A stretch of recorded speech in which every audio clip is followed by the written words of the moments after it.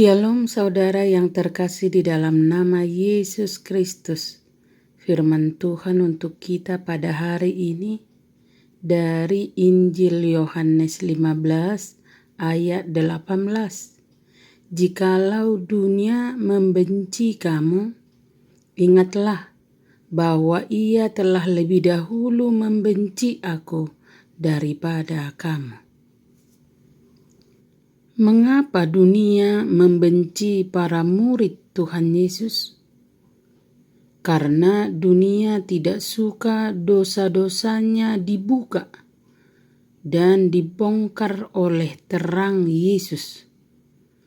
Kehadiran terang bagi dunia yang gelap hanya akan memperjelas kegelapan dan kebobrokan mereka. Oleh sebab itu, dunia sangat membenci terang, karena terang memaparkan pada dunia tentang kebenaran. Karena itu, siapapun yang menjadi pengikut Yesus akan menjadi musuh dunia. Permusuhan itu sudah terjadi semenjak keturunan si wanita dengan si ular. Kejadian 3 ayat 15.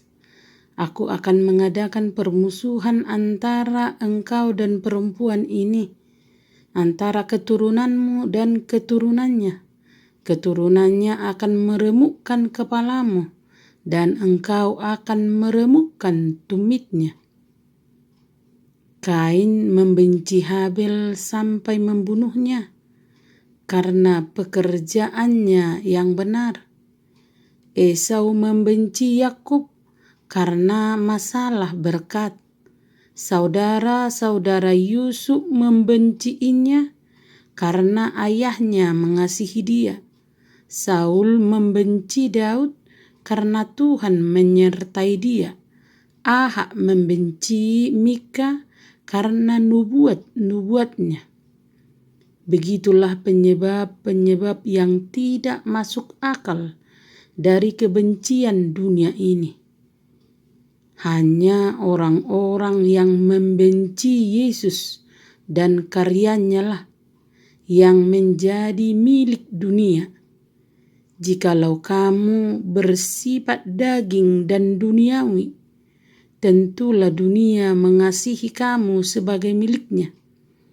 Akan tetapi, karena kamu dipanggil keluar dari dunia, maka dunia pun membenci kamu dan akan terus membenci kamu selama-lamanya. Sama dengan berbagai perbuatan jahat dunia yang diarahkan pada Yesus akan diterima juga oleh pengikut-pengikutnya.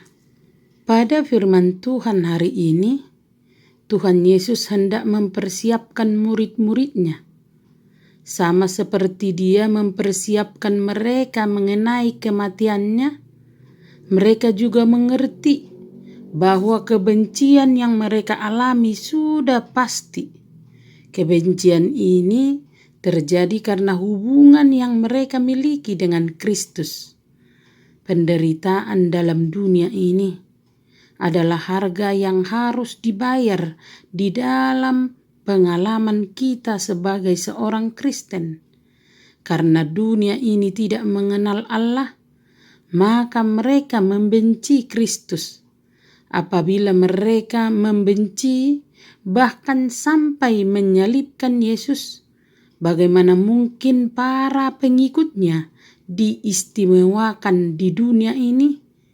Jika Sang Guru dan Tuhan dibenci, maka muridnya pun pasti dibenci.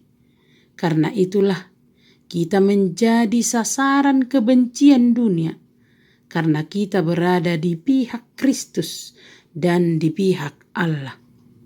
Tuhan Yesus berkata, mereka akan menganiaya kamu karena mereka membenci kamu. Kristus sudah mengetahui perlakuan kejam yang akan diterima murid-muridnya di dunia ini.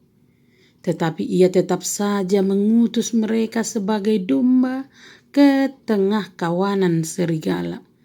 demi orang-orang yang telah dipanggil keluar dari dunia ini melalui pengorbanan Yesus Kristus. Hal yang utama yang kita lihat dari nats firman Tuhan, para murid Tuhan Yesus mesti menyatakan diri berbeda dari dunia ini, walau tadinya berasal dari dunia ini. Tentu hal ini tidak mudah, namun bukan berarti kita tidak bisa mewujudkan karena adanya dasar firman dan karya Roh Kudus di dalam hidup kita. Dunia boleh saja larut dalam kebencian dan dosanya, tetapi seorang murid Tuhan harus berani menampakkan keberadaannya yang berbeda di tengah-tengah dunia ini. Dalam nats ini kita bertemu keberadaan murid, yaitu tampil beda dari dunia, berenang melawan arus dunia, dan tidak bersesuaian dengan dunia, bersaksi melawan dan tidak menuruti dunia. Karena itu, sebagai murid Yesus, bersiaplah untuk menghadapi kebencian dunia ini dengan kasih. Kasih tidak melahirkan kebencian dan balas dendam. Kasih juga tidak melahirkan sifat menunggu yang pasif. Di sini Tuhan Yesus mengajarkan bahwa dalam keadaan seperti itu, kamu harus bersaksi di dalam kasih. Membalas kebencian dengan kasih adalah bagian dari kesaksian yang besar kuasanya. Bahkan ketika para murid Yesus dibawa ke ruang pengadilan, di sanalah kesempatan untuk bersaksi tentang kebenaran Tuhan.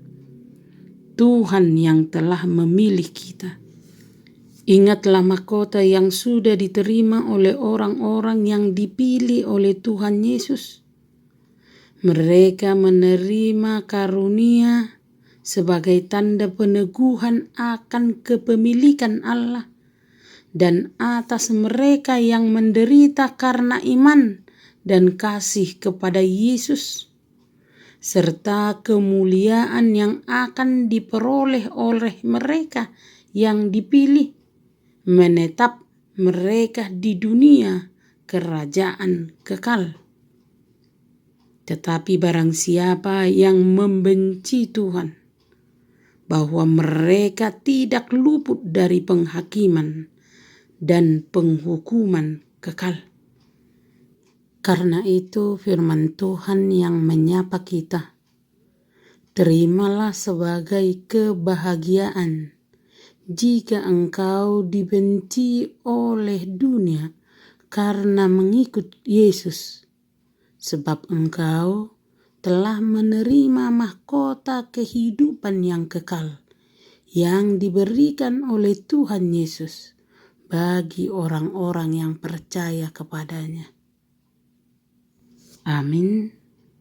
Terimalah berkat Tuhan, kasih karunia daripada Allah Bapa, anugerah daripada anaknya Tuhan Yesus Kristus, persekutuan daripada Roh Kudus, kiranya beserta saudara sekalian.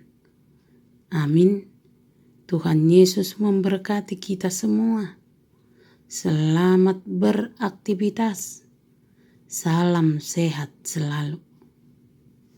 Saya mau ikuti